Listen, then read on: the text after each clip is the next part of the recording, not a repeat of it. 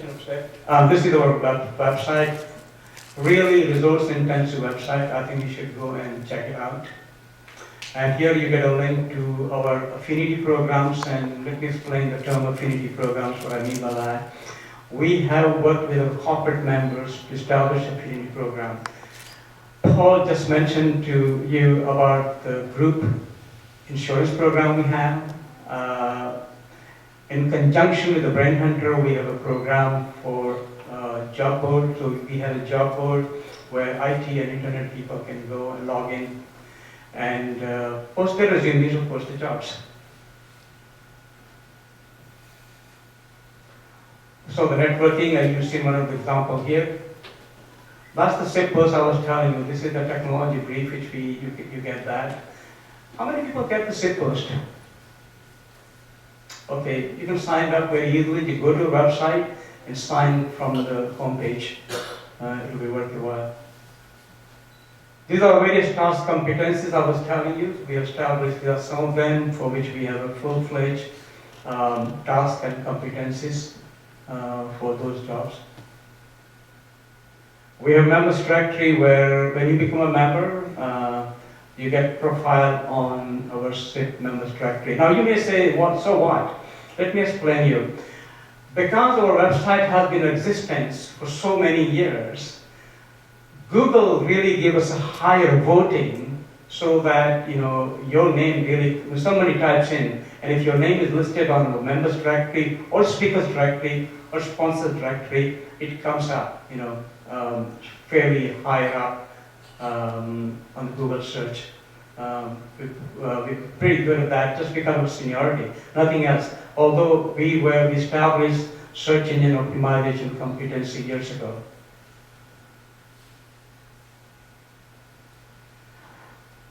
This is a unique thing we do, education.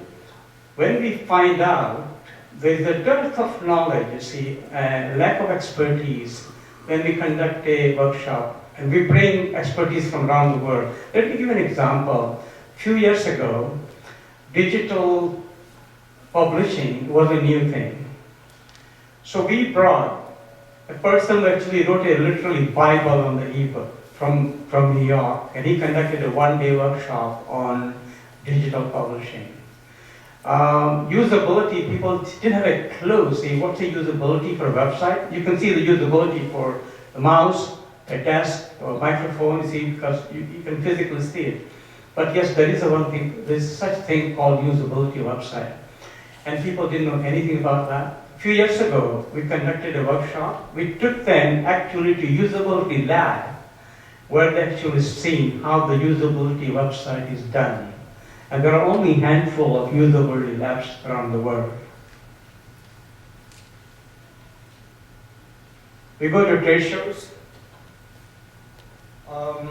One thing which we are really proud of that, if you join any professional association, you have to sign or abide by the professional code of ethics.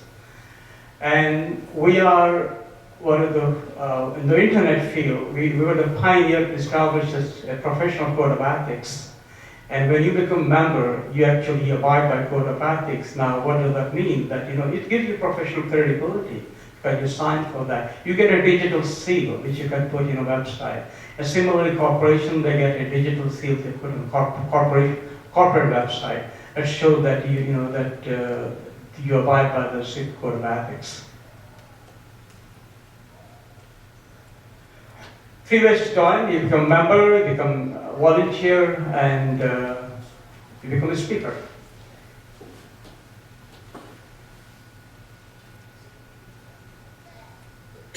Now, very quickly, I want to talk to you about evolution of the internet. And now I will not repeat the subject was really beautifully covered by Joseph. So let me just raise some questions for you to think about, just food for thought. This is the history, so let's ignore that. We know that. Has internet really transformed us? Just show of hands. You feel that? All of you. It really has touched all parts of our life, hasn't it? You see, is there any aspect of our life or lifestyle which hasn't touched? Now the question is internet making you dumber or smarter? Smarter and lazier. Smarter or lazier, okay. Any other thought? We don't need to debate that, but something really to think about. And actually, it was both ways. Social media made us more social, or we are isolated. Now think about it, because you see, when you use social media, you are isolated in your own room or office or whatever. So in a way, you are isolated. The fact that you are working on your own, but you feel mentally connected to the world, don't you? And you mentally connect to the world so much that you can't actually leave your instant messaging or devices and so on and so forth. So question is it making you social or really making you a loner? The third issue to think about is that liberation part. An instrument of liberation, or is it one of the control? Now think about it. Like John was mentioning, you see that someone who's using Skype and they put a picture of the person and he or she didn't put the picture herself. It was pulled in from the Google side. So really, is it a control or is it a liberation? Or is it like a future horizon where the privacy is actually a crime? Think about that. So these are the issues we're going to face in coming few years. Same thing, Web 2.0 or Web 3.0 now, you see. Is it teaching us to be together or apart?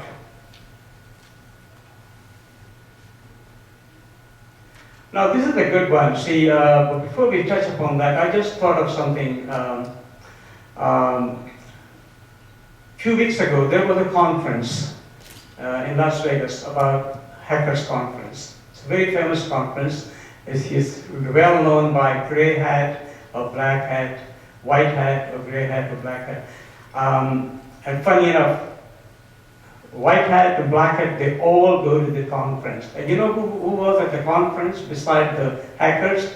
Government from all around the world and the security agency. Why were they? They were not there to catch people or to charge them criminal crimes or whatever. They were there to recruit them. So look, bad guys are becoming good guys. See what the internet is doing for us? And good guys are becoming bad guys.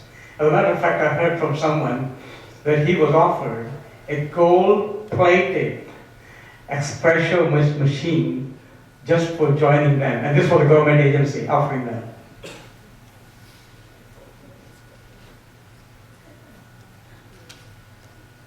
Oh, this is the point I was trying to explain to you. Okay. We will not explore all the concepts, arguments, or debates, but if you really want to know more about it, this short list of books, I think you should read that. We're going to post all the presentation on our website.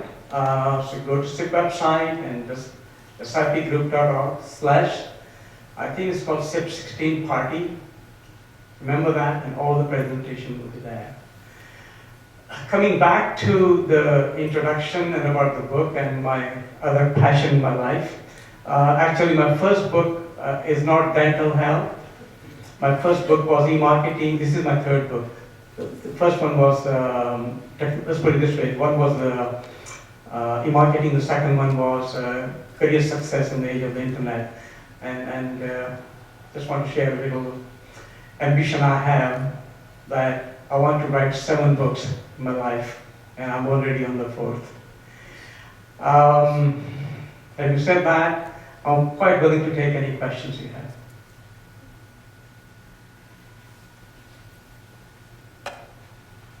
Okay. Go ahead. Yeah, I was just wondering that how you see the net in the future. What would be the But will the future of the internet? Yeah. Okay. Your guess is as good as mine. Okay. We got some hint from Joseph.